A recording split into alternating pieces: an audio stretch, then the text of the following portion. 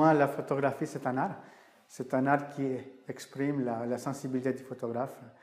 Et en même temps, c'est un art qui exprime aussi l'âme d'une ville, notamment pour cette exposition, l'âme de New York.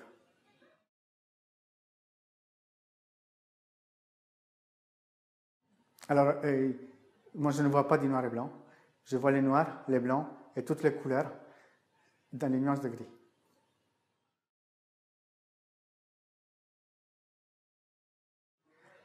J'en ai eu beaucoup de sources d'inspiration. Une de mes premières sources d'inspiration, c'est mon grand-père paternel qui était peintre. Et je me suis inspiré de ses peintures.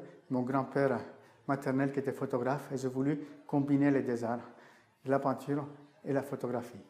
Et ensuite, quand je grandis un peu, j'aime beaucoup le cinéma. Et je me suis beaucoup inspiré d'un réalisateur allemand qui s'appelle Edgar Reitz, qui a fait un travail magnifique qui s'appelle Heimat. Et c'est en noir et blanc. Et ce sont des plans, ce sont qui sont magnifiques. Et puis pour moi, un travail photographique, c'est comme un travail cinématographique. Je ne prends jamais l'appareil pour photographier et choisir des photos. J'écris un storyboard, je dessine. Quand j'ai un projet, je le dessine, je crée l'histoire et ensuite je vais réaliser les photos.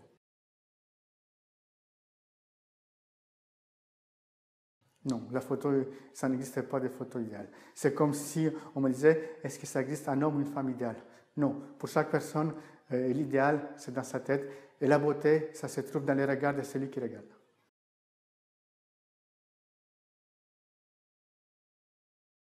Mes projets, déjà les projets actuels, c'est sur les villes, ça s'appelle Twin Cities. Ça, c'est trouver des similitudes entre des villes où dans l'imaginaire des gens sont tellement éloignés, mais pour moi sont tellement proches, comme par exemple entre Venise et Hong Kong.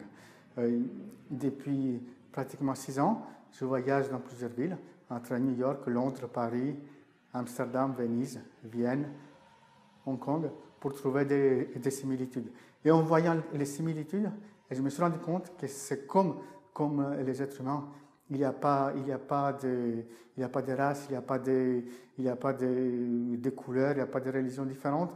En fin de compte, dans chaque ville, on trouve une âme. Et cette âme, ça peut être à New York ou à Hong Kong ou à Paris, est la même.